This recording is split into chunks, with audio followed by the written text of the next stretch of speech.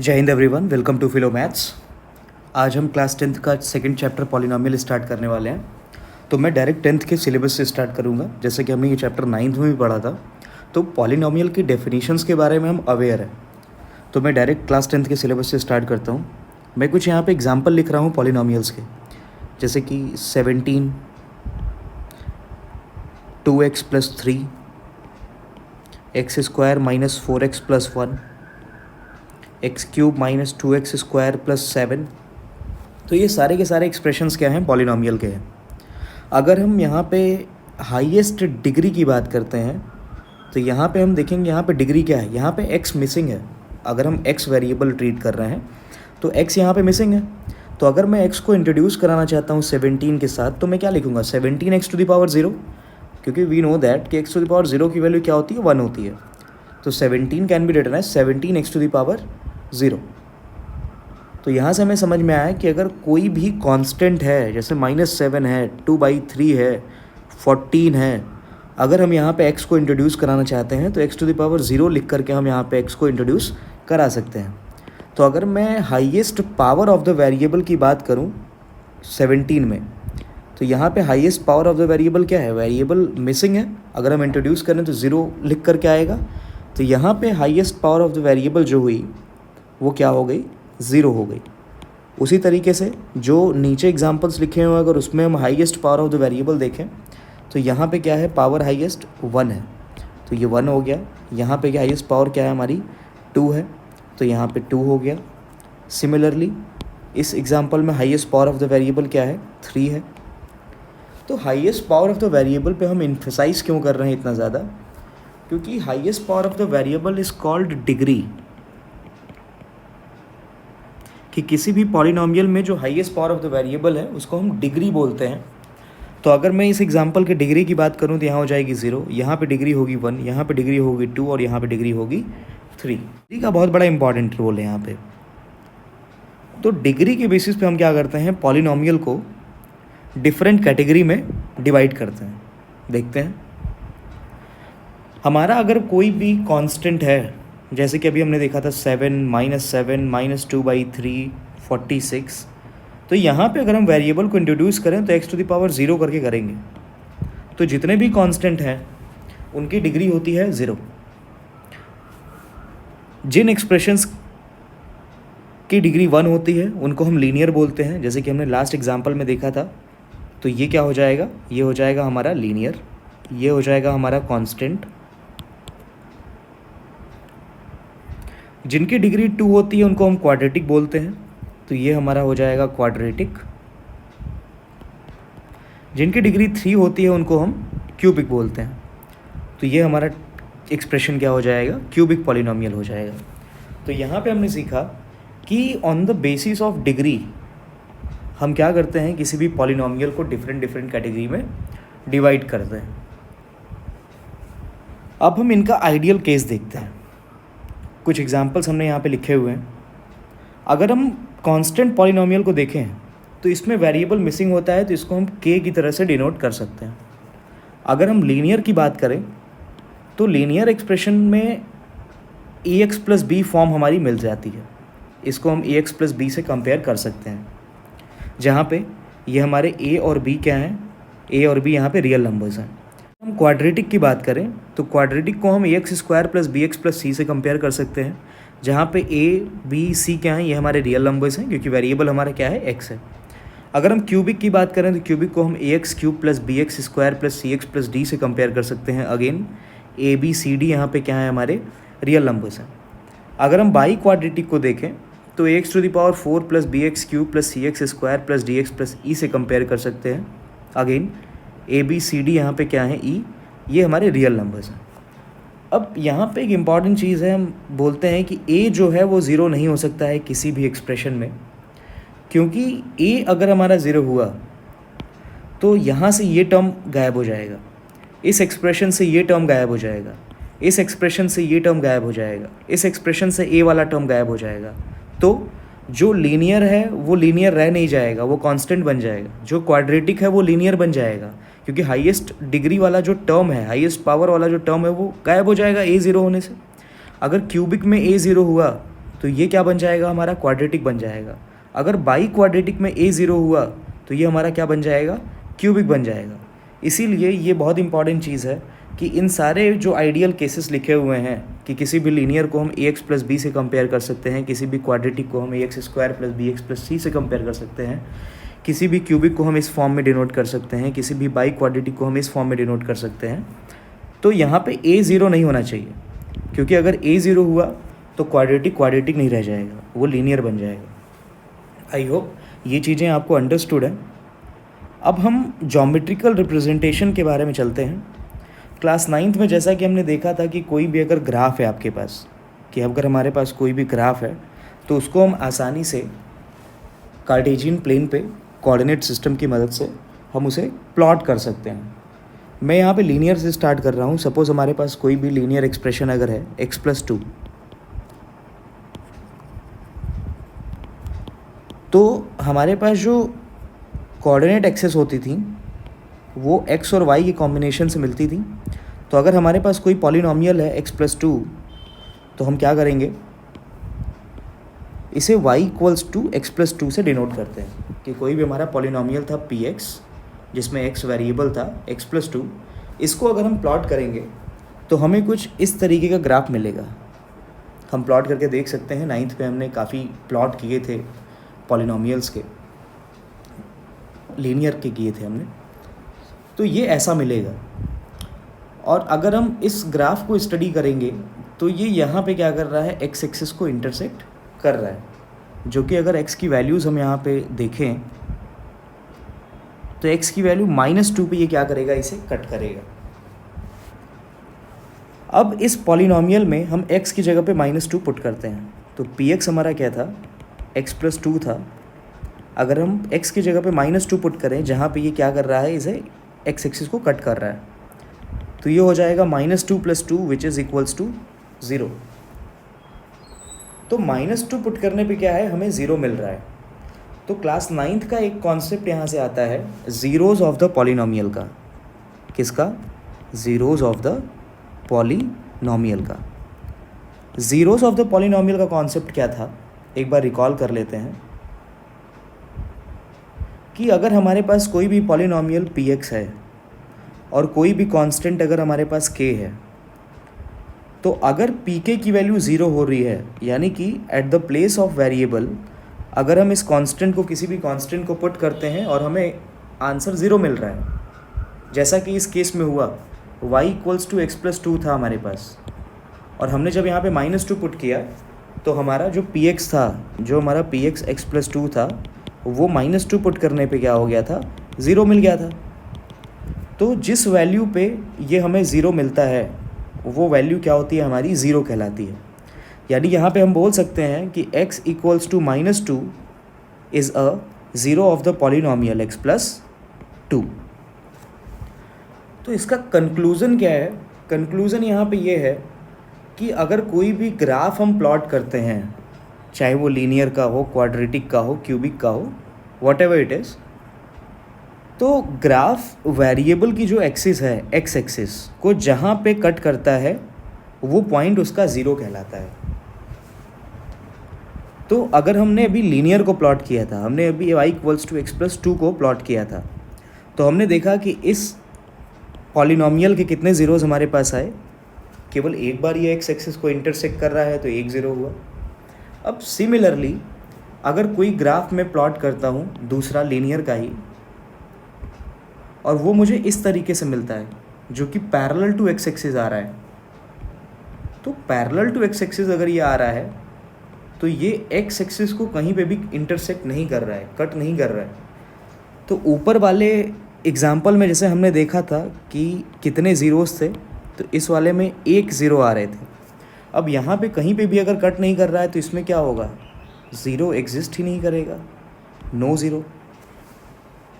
तो हमने यहाँ से एक चीज़ सीखी कि कोई भी ग्राफ जितने नंबर ऑफ टाइम्स या जितनी बार या जहाँ जहाँ पे वेरिएबल की यानी कि एक्स एक्सिस को टच करता है, कट करता है, उसके उतने नंबर ऑफ ज़ीरोज़ होते हैं। आगे हम क्वाड्रेटिक के बारे में थोड़ा सा स्टडी करेंगे, ये तो लीनियर की बात थी।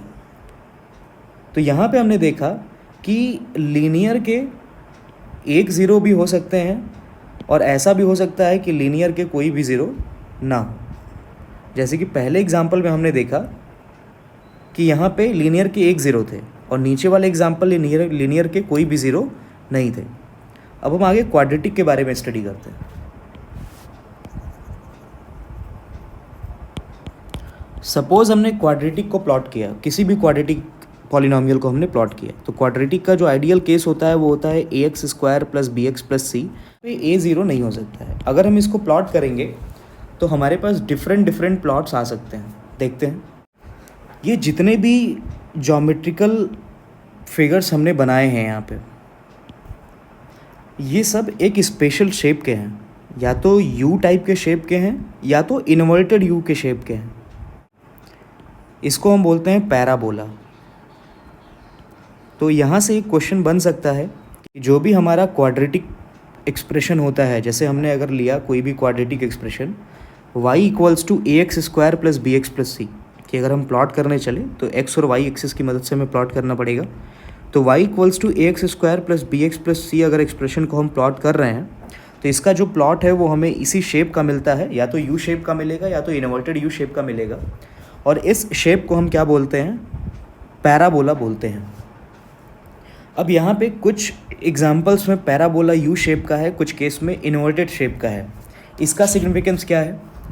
अगर पैराबोला का मुंह ऊपर की तरफ खुला है, वो प्रॉपर यू शेप का है, जो हमारा a होता है कोफिशिएंट ऑफ x², इस केस में a की जो वैल्यू होती है वो 0 से बड़ी होती है, यानी पॉजिटिव होता है a। और जो इन्वर्टेड u होता है, जिसका मुंह नीचे की तरफ खुलता है, वहाँ पे जो a की वैल्यू होती है वो क्या होती है? हमारी 0 से छोटी होती है। तो अगर अपवर्ड ओपन है पैराबोला तो a की वैल्यू हमारी 0 से बड़ी होगी, यहाँ से भी क्वेश्चन पूछा जा सकता है। और डाउनवर्ड अगर ओपन है तो a की वैल्यू क्या होगी? हमारी 0 से छोटी होगी, a हमारा नेगेटिव होगा। ओके, आगे की तरफ बढ़ते हैं। अभी हमने लास्ट स्लाइड में देखा था कि जो हमारा लीनियर का प्लॉट है वो स्ट्रेट लाइन मिल रहा था, जैसे कि क्वाड्रेटिक का जो प्लॉट है वो हमारा क्या मिल रहा था? पैराबोला मिल रहा था। तो लीनियर का जो प्लॉट होता है वो हमारा स्ट्रेट लाइन मिलता है, और वो जितनी बार एक्स एक्सिस को कट कर रहा था, वेरिएबल की एक्सिस को कट कर रहा था, उसके उतने ज़ीरोज़ हो रहे थे। तो अगर हम इस एग्जांपल में देखें तो यहाँ पे क्या है? 2 पॉइंट पे पैराबोला कट कर रहा है एक्स एक्सिस को। इस एग्जांपल में भी 2 पॉइंट पे क्या कर रहा है? एक्स एक्सिस को कट कर रहा है, वेरिएबल की एक्सिस को कट कर रहा है। तो इन दोनों ही एग्जांपल में नंबर ऑफ ज़ीरोज़ कितने हो जाएंगे? 2 हो जाएंगे, एक ये एक ये। अगर हम आगे की तरफ मूव करें तो इस एग्जांपल में केवल एक पॉइंट पे टच कर रहा है, इस एग्जांपल में भी केवल एक पॉइंट पे टच कर रहा है। तो इन दोनों ही एग्जांपल्स में क्या होगा? नंबर ऑफ ज़ीरोज़ क्या होंगे? केवल 1 0 होंगे, केवल क्या होंगे? 1 0 होंगे, क्योंकि एक ही पॉइंट पे क्या कर रहा है? पैराबोला एक्स एक्सिस को टच कर रहा है। अगर हम नीचे के एग्जांपल्स में देखें तो यहाँ पे कोई भी पॉइंट ऐसा नहीं है जहाँ पे एक्स एक्सिस को क्या कर रहा हो? पैराबोला टच कर रहा हो। पैराबोला यहीं से निकल जा रहा है, टच ही नहीं कर रहा है इन दोनों ही एग्जांपल्स में। तो इन दोनों एग्जांपल्स में क्या होगा? How many number of zeros this parabola can have? तो यहाँ पे नंबर ऑफ ज़ीरोज़ हमारे क्या होंगे? 0 होंगे, नो ज़ीरो। इन दोनों एग्जांपल में क्या होगा? नो ज़ीरोज़ की कंडीशन ये होगी। तो यहाँ से हमने क्या सीखा कि जो भी हमारा क्वाड्रेटिक पॉलिनोमियल होता है उसके ज़ीरोज़ हो सकता है ना भी हो सकता है 1 0 हो, और हो सकता है 2 0। तो क्यूबिक के बारे में अगर हम पढ़ेंगे तो सिमिलरली क्यूबिक के भी हो सकता है ज़ीरोज़ एक भी ना हो सकता है 1 0 हो सकता है 2 0 हो, और मैक्सिमम 3 0 हो सकते हैं। तो यहाँ से एक कॉन्सेप्ट निकल करके आता है कि जिस पॉलिनोमियल की जितनी डिग्री होती है उसके मैक्सिमम नंबर ऑफ ज़ीरोज़ उतने ही हो सकते हैं। तो अगर हम लीनियर एक्सप्रेशन की बात करें, लीनियर पॉलिनोमियल की बात करें, तो लीनियर के हो सकता है ज़ीरोज़ ना हो सकता है ज़ीरोज़ 1 हो, लेकिन 1 से ज़्यादा ज़ीरोज़ नहीं हो सकते हैं। तो लीनियर एक्सप्रेशन के मैक्सिमम कितने ज़ीरोज़ हो सकते हैं? मैक्सिमम 1 0 हो सकते हैं। ये मैं मैक्सिमम नंबर ऑफ ज़ीरोज़ की बात कर रहा हूँ। अगर हम क्वाड्रेटिक की बात करें तो क्वाड्रेटिक के मैक्सिमम कितने ज़ीरोज़ हो सकते हैं? 2 हो सकता है एक भी हो सकता है ना भी हो, लेकिन मैक्सिमम 2 ज़ीरोस हो सकते हैं। इसकी डिग्री से ज़्यादा इसके ज़ीरोस नहीं हो सकते हैं। अगर हम क्यूबिक पॉलिनोमियल की बात करें तो इसके मैक्सिमम 3 ज़ीरोस हो सकते हैं। 2 भी हो सकते हैं, एक भी हो सकते हैं, नहीं भी हो सकते हैं, लेकिन मैक्सिमम 3 ज़ीरो होंगे। तो यहाँ से हमने कुछ कॉन्सेप्ट सीखे हैं जिनको मैं फिर से रिवाइज़ करा देता हूँ कि अगर कोई भी हमारे पास क्या है, ग्राफ है, तो वो जितनी बार एक्स एक्सिस को टच करेगा उसके उतने नंबर ऑफ़ ज़ीरोस होंगे। और अगर कोई भी हमारे पास पॉलिनोमियल है तो उसके मैक्सिमम नंबर ऑफ़ ज़ीरोस उतने हो सकते हैं जितनी कि उसकी डिग्री है। अगर हम क्यूबिक पॉलिनोमियल की बात करें तो क्यूबिक पॉलिनोमियल की डिग्री होती है 3, तो इसके मैक्सिमम नंबर ऑफ़ ज़ीरोस कितने हो सकते हैं? 3 ही होंगे। अब हम कुछ एग्जांपल्स लेके बात कर लेते हैं जिससे कि बेहतर अंडरस्टैंडिंग हो पाए कॉन्सेप्ट की। इसमें हम नंबर ऑफ़ ज़ीरोस की बात करें तो क्या यहाँ पे ये ग्राफ एक्स एक्सिस को टच कर रहा है? नहीं, तो इसके नंबर ऑफ़ ज़ीरोस कितने होंगे? 0। तो इसके हमारे क्या होंगे? 9 ज़ीरोस होंगे। अगर मैं कोई दूसरा ग्राफ प्लॉट करता हूँ जो कि कुछ इस तरीके का होता है तो इसके नंबर ऑफ़ ज़ीरोस कितने होंगे? एक्चुअली ये 2 पॉइंट पे क्या कर रहा है? एक्स एक्सिस को टच कर रहा है, तो इसके ज़ीरोस क्या होंगे? 2 होंगे। अगर ये y = px में बोलूँ कि ये कोई पॉलिनोमियल मैंने प्लॉट किया है तो इसके ज़ीरोस कितने हो जाएंगे? हमारे 2 ज़ीरोस हो जाएंगे।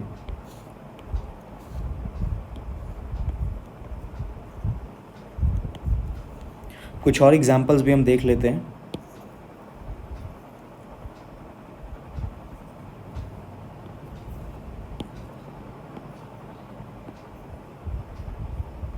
अगर हम इस ग्राफ की बात करें कि ये हमारा ग्राफ क्या है? y = px का है, इसके कितने ज़ीरोज़ होंगे? तो हम यहाँ पे देख पा रहे हैं कि ये एक पॉइंट यहाँ पे टच कर रहा है, कट कर रहा है, एक यहाँ पे कट कर रहा है, एक बार यहाँ पे कट कर रहा है, एक बार यहाँ पे कट कर रहा है। तो इसके कितने ज़ीरोज़ हो गए?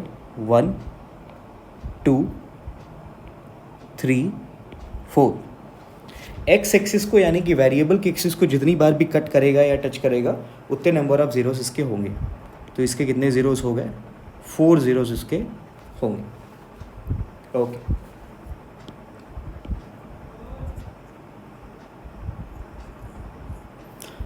अब जो हमारा इस चैप्टर का अगला कॉन्सेप्ट है उस कॉन्सेप्ट के आगे हम बढ़ते हैं। जो हमारा नेक्स्ट कॉन्सेप्ट है वो है relationship between zeros and the coefficients. तो इस चैप्टर में आपको बेसिकली क्वाड्रेटिक के बारे में ही स्टडी करनी है, तो मैं भी क्वाड्रेटिक के बारे में ही लेके चलूँगा। अगर हमारे पास कोई भी क्वाड्रेटिक पॉलिनोमियल है तो उसका एक्सप्रेशन होगा ax² + bx + c, जहाँ पे a 0 नहीं हो सकता है। अगर हम यहाँ पे a b c की बात करें कि जो हमारा a b और c है, तो हमारे जो a b और c हैं ये रियल नंबर्स होंगे। जो हमारे a b और c हैं ये क्या होंगे? हमारे रियल नंबर्स होंगे। और अभी हमने पढ़ा है कि जो हमारा a है वो 0 नहीं हो सकता है। जो हमारा a है उसे हम बोलते हैं coefficient of x², coefficient of x²। जो हमारा b है उसे हम बोलते हैं कोफिशिएंट ऑफ x, क्योंकि ये x का कोफिशिएंट है, ये x² का कोफिशिएंट है। उसी तरीके से c को हम क्या बोलेंगे? कांस्टेंट टर्म बोलेंगे। c को हम क्या बोलेंगे? Constant term.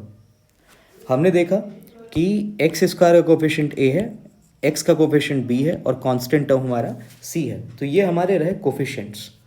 अब ज़ीरोस की अगर हम बात करें तो ज़ीरोस का हमने कॉन्सेप्ट पढ़ा है कि ज़ीरोस, अगर कोई px हमारा पॉलिनोमियल है और हमारे पास कोई भी वैल्यू k है और k को x की जगह पे पुट करने पे अगर 0 मिल रहा है तो हम बोलेंगे कि k is a zero of px।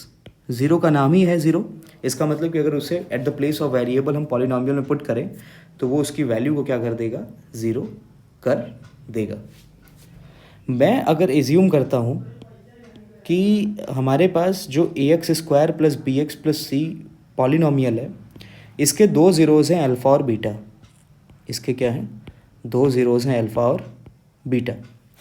तो एक रिलेशन हमें याद रखने की ज़रूरत है कि जो सम ऑफ ज़ीरो है, जो सम ऑफ ज़ीरो है यानी कि अल्फ़ा प्लस बीटा, उसकी वैल्यू होती है -b/a। और जो हमारा प्रोडक्ट ऑफ ज़ीरो होता है उसकी वैल्यू होती है c/a। तो यही जो रिलेशनशिप है इसको हम बोलते हैं कि relationship between zeros and coefficients, कि ज़ीरोस और कोफिशिएंट्स के बीच में रिलेशनशिप क्या है।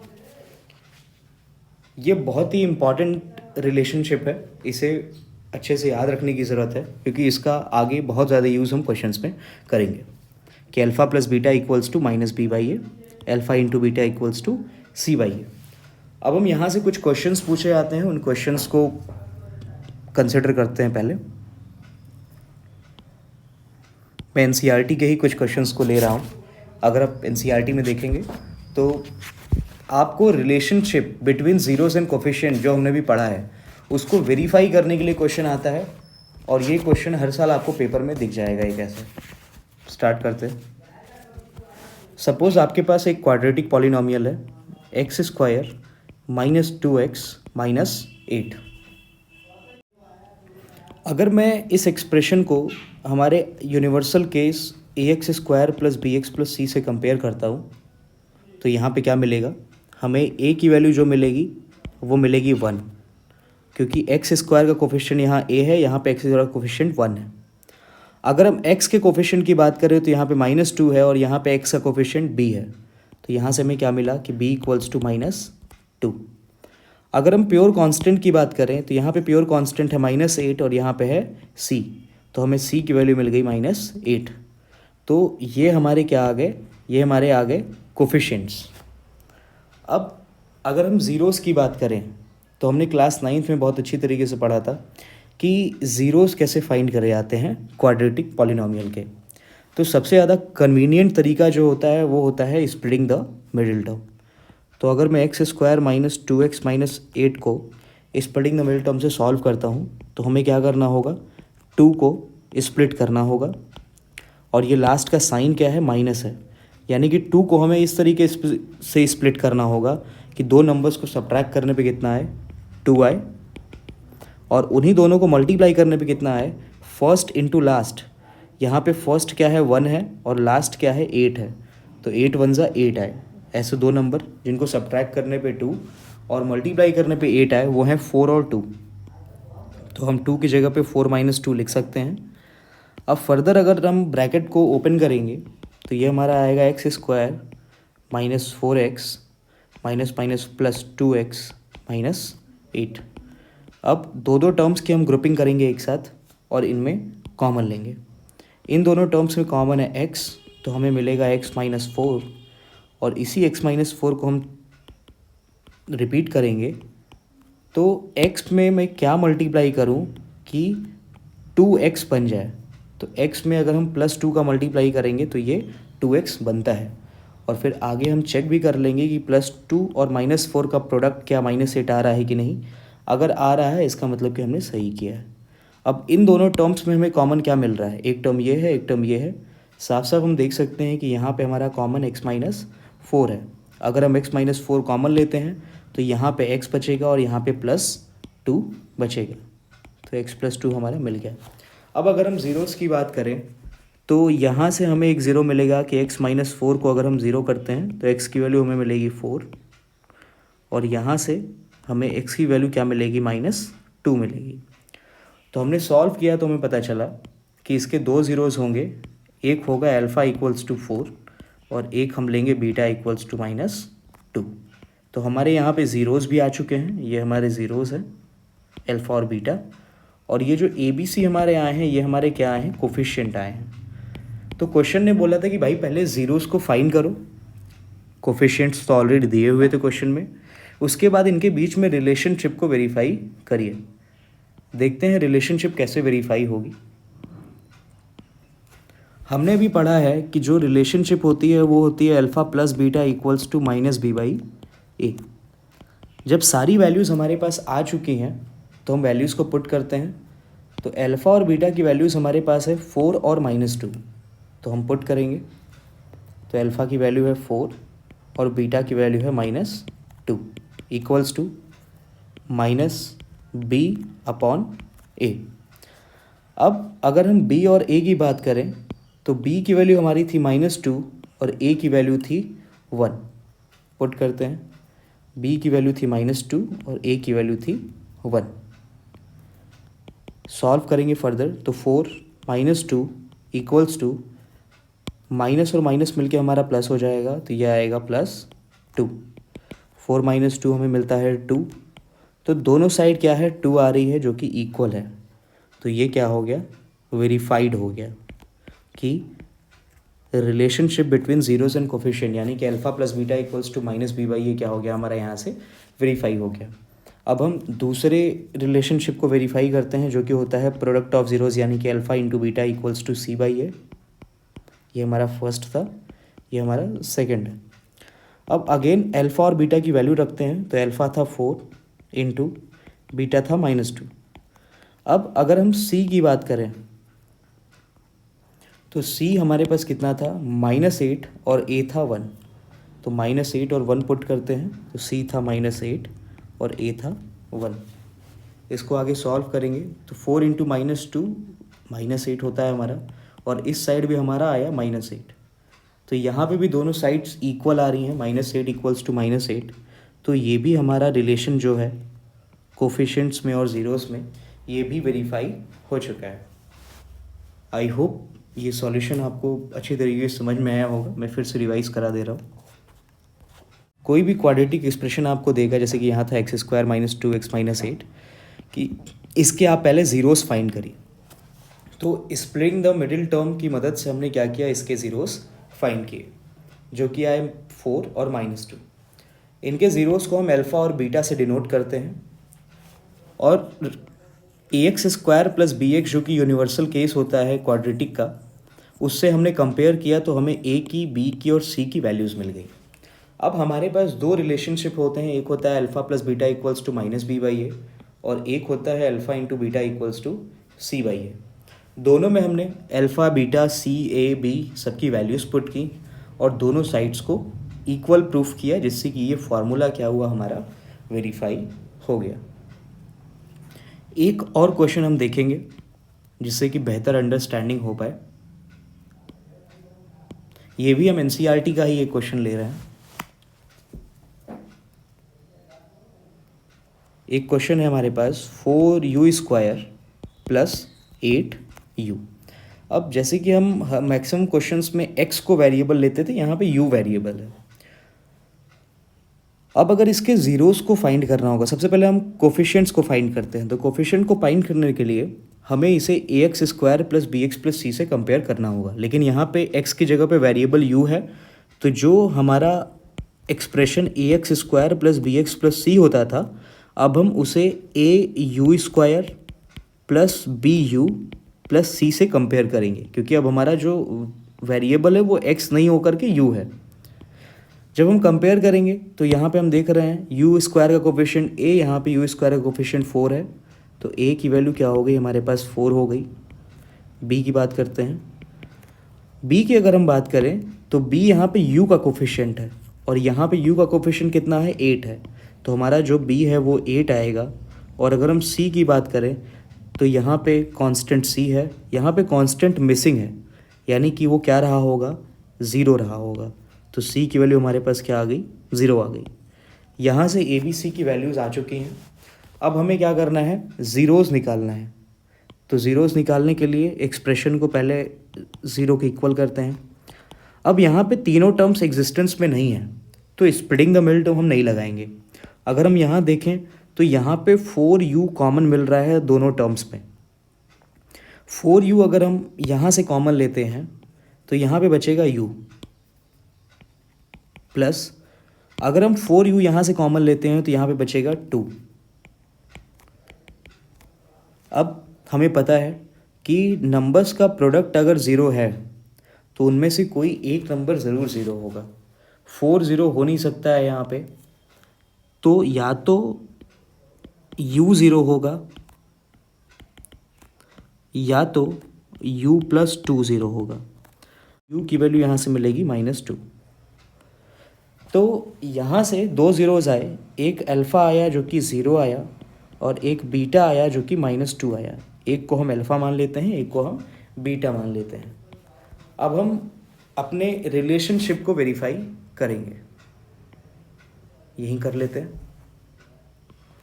पहला रिलेशन हमारा होता है कि alpha plus beta equals to -b/a। Alpha की वैल्यू हमारे पास ज़ीरो है, बीटा की वैल्यू हमारे पास -2 है, -b/a। b की वैल्यू हमारे पास अगर देखी जाए तो b की वैल्यू हमारी 8 है और a की वैल्यू हमारी 4 है। 0 - 2 हमारा -2 होता है और इधर जब हम 4 को 8 से कैंसिल करेंगे तो हमारा -2 आएगा। तो -2 इक्वल्स टू -2 यानी कि ये भी वेरीफाई हो चुका है। अब हम आते हैं हमारे सेकंड रिलेशनशिप पे, जो कि होती है alpha into beta equals to c/a। Alpha beta की वैल्यू हमारे पास आई है 0 और -2, तो 0 और -2 का यहाँ पे प्रोडक्ट हम करेंगे। और c/a पे अगर हम देखें तो c की वैल्यू है 0 और a की वैल्यू है 4, तो ये हमारा हो जाएगा 0 डिवाइडेड बाई 4। 0 इंटू -2 हमारा 0 आएगा और 0/4 भी हमारा 0 आएगा, तो 0 इक्वल्स टू 0। तो ये भी हमारा क्या हो चुका है, वेरीफाई हो चुका है। आई होप कि ये दोनों जो एग्जांपल्स थे जिनमें हमें रिलेशनशिप वेरीफाई करना था ज़ीरोज़ और कोफिशिएंट के बारे में, ये आपको अच्छी तरीके से समझ में आ चुके हैं। तो पहला क्वेश्चन हमने डिस्कस कर लिया कि पहला क्वेश्चन हमसे क्या पूछा जा सकता है। तो पहला क्वेश्चन हमसे जो पूछा जाएगा वो ये कि कोई भी आपके पास क्वाड्रेटिक एक्सप्रेशन दे देगा और आपसे क्वेश्चन बोलेगा कि पहले इसके ज़ीरोज़ को फाइंड करो। तो पहले हम क्या करेंगे, फैक्टराइज करके अल्फ़ा और बीटा की वैल्यू निकालेंगे, ज़ीरोज़ को फाइंड करेंगे। उसके बाद आपसे बोला जाएगा कि relationship between zeros and coefficient, यानी कि alpha plus beta equals to -b/a और alpha into beta equals to c/a को आप वेरीफाई करके दिखाइए। तो जैसा कि हमने इन दोनों क्वेश्चंस में किया है, इस तरीके से हम क्या करेंगे, रिलेशनशिप को वेरीफाई करेंगे। Now come to the next question. Find the quadratic polynomial whose zeros are 4 and 2। कि हमें क्वाड्रेटिक पॉलिनोमियल निकालना है जिसके ज़ीरोज़ क्या हैं, 4 और 2 हैं। तो इसके पहले हम एक रिलेशनशिप को समझ लेते हैं। अगर हमें ज़ीरोज़ से पॉलिनोमियल निकालना हो, सपोज़ अल्फ़ा और बीटा दो ज़ीरोज़ हैं किसी क्वाड्रेटिक पॉलिनोमियल के, तो उस क्वाड्रेटिक पॉलिनोमियल को हम कैसे निकालते हैं, तो इसके लिए फॉर्मूला होता है कि x² minus alpha plus beta into x plus alpha beta. यहाँ पे कोई भी कांस्टेंट हो सकता है, तो उस पर हम फोकस नहीं कर रहे हैं अभी। तो हमें ये याद रखना है, इम्पॉर्टेंट जो है, कि अगर अल्फ़ा और बीटा दिया हो तो जो क्वाड्रेटिक पॉलिनोमियल होगा उसका फॉर्मूला होता है x² minus alpha plus beta into x plus alpha into beta. बहुत ही इंपॉर्टेंट है, जो कि 1 मार्क्स में ज़्यादातर पूछ लिया जाता है बोर्ड एग्ज़ाम्स में। तो इस फॉर्मूले को आप अच्छी तरीके से याद रखें। तो लास्ट क्वेश्चन जो हमने देखा कि सेम कॉन्सेप्ट पे था कि अगर दो ज़ीरोज़ हैं 4 और 2, तो एक को मैं अल्फ़ा ले लेता हूँ 4 और एक को मैं बीटा ले लेता हूँ 2। अब क्वेश्चन ये है कि क्वाड्रेटिक पॉलिनोमियल आप निकाल के दिखाएं। तो we know about the formula कि जो पॉलिनोमियल होगा वो क्या हो जाएगा, x² minus alpha plus beta into x plus alpha beta. तो इस एक्सप्रेशन में अगर हम देखें तो अल्फ़ा प्लस बीटा भी आ रहा है, अल्फ़ा इंटू बीटा भी आ रहा है। तो पहले हमें ये निकालने होंगे। तो यहाँ से अल्फ़ा प्लस बीटा की वैल्यू क्या हो जाएगी, 4 + 2 जो कि 6 आया है। और अगर अल्फ़ा इंटू बीटा की बात की जाए तो अल्फ़ा इंटू बीटा होगा 4 × 2 जो कि 8 आया है।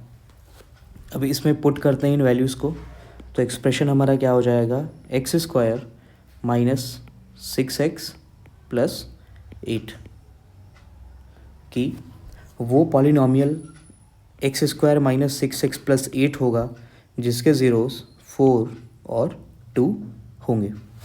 नेक्स्ट एक और क्वेश्चन देखते हैं। Find the quadratic polynomial sum of whose zeros, कि जिसके ज़ीरोज़ का जो सम है वो क्या है, 4 है, और प्रोडक्ट ऑफ हुज ज़ीरोज़, कि प्रोडक्ट ऑफ ज़ीरोज़ क्या है, -2 है, कि सम ऑफ ज़ीरोज़ 4 है, प्रोडक्ट ऑफ ज़ीरोज़ -2 है। तो पॉलिनॉमियल निकाल के आप दिखाइए। पॉलिनॉमियल कैसे निकालेंगे? सिंपल, हमारे पास फॉर्मूला होता है कि पॉलिनॉमियल हमारा क्या होगा, x² minus alpha plus beta into x plus alpha into beta. अब जैसे लास्ट क्वेश्चन में अल्फ़ा और बीटा की वैल्यूज़ अलग अलग दी हुई थी, लास्ट क्वेश्चन में हमारे पास अल्फ़ा और बीटा की अलग अलग वैल्यूज़ दी थी। तो पहले हमने क्या किया था, फॉर्मूले में अल्फ़ा प्लस बीटा आता है, अल्फ़ा इंटू बीटा आता है, तो हमने वो निकाला था, उसके बाद पुट किया था। लेकिन यहाँ पे क्वेश्चन ने हमारा एक काम और इजी कर दिया है। यहाँ पे क्वेश्चन हमको बोल रहा है कि सम ऑफ ज़ीरोज़, यानी कि अल्फ़ा प्लस बीटा हमारे पास क्या है, 4 है, और प्रोडक्ट ऑफ ज़ीरोज़ यानी कि अल्फ़ा इंटू बीटा हमारे पास क्या है, -2 है। तो यहाँ पे हमें ऐड और प्रोडक्ट नहीं करना है, हमें डायरेक्ट वैल्यूज़ पुट करनी है। तो अल्फ़ा प्लस बीटा की वैल्यू हमारे पास दी है 4, तो हम यहाँ पे 4 पुट करेंगे, और अल्फ़ा इंटू बीटा -2 दिया है, तो हम -2 यहाँ पे वैल्यू पुट करेंगे। तो हमारा पॉलिनॉमियल क्या हो जाएगा, अल्फ़ा प्लस बीटा की जगह हमें क्या पुट करना है, 4, और अल्फ़ा इंटू बीटा की जगह हमें क्या पुट करना है, -2। तो यहाँ पे आ गया हमारा polynomial x² minus 4x minus 2। जैसे कि इस क्वेश्चन में हमने देखा था कि यहाँ पे ज़ीरोज़ 4 और -2 आ रहे थे, तो ऑपोजिट करके हम देखते हैं कि अल्फ़ा अगर हमारा 4 होगा और दूसरा ज़ीरो यानी कि बीटा अगर -2 होगा, तो हमने भी सीखा कि जो पॉलिनॉमियल होता है उसका फॉर्मूला होता है x² minus alpha plus beta into x plus alpha into beta. तो देखते हैं यहाँ से हमारा पॉलिनॉमियल क्या आता है। तो पहले हमें सम ऑफ ज़ीरोज़ यानी अल्फ़ा प्लस बीटा निकालना होगा, तो जो हो जाएगा 4 प्लस -2, तो ये आएगा 4 - 2 यानी 2। अब प्रोडक्ट ऑफ ज़ीरोज़ निकालते हैं, जो कि होगा 4 इंटू -2, तो ये आएगा हमारा -8। अब अल्फ़ा प्लस बीटा और अल्फ़ा इंटू बीटा की वैल्यूज़ हम क्या करेंगे, फॉर्मूले में पुट करेंगे।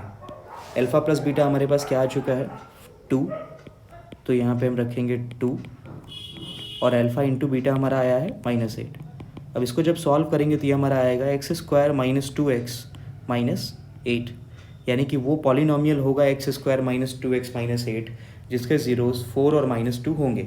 और लास्ट क्वेश्चन में हमने यही देखा था कि x² माइनस 2x माइनस 8 के ज़ीरोज़ सॉल्व करने पे आए थे 4 और -2। तो यहाँ से हमने 2 क्वेश्चन सीखे, इनफैक्ट यहाँ से 2 नहीं 3 क्वेश्चन सीखे हमने। पहला क्वेश्चन ये था कि जब हमारे पास पॉलिनॉमियल दिया जाता था हमें ज़ीरोज़ निकालने होते थे, फिर रिलेशनशिप वेरीफाई करनी होती थी। दूसरा क्वेश्चन हमने देखा कि ज़ीरोज़ हमें दिए होंगे, हमें पॉलिनॉमियल निकालना होगा। और एक क्वेश्चन हमने ऐसा देखा कि जहाँ पे हमें सम ऑफ ज़ीरोज़ और प्रोडक्ट ऑफ ज़ीरोज़ दिए गए होंगे और हमें क्या करना होगा, पॉलिनॉमियल को निकालना होगा। तो ये सेशन मैं यहीं पे एंड कर रहा हूँ। आई होप कि आपको अच्छी तरीके से चीज़ें समझ में आई होंगी। थैंक यू एंड जय हिंद।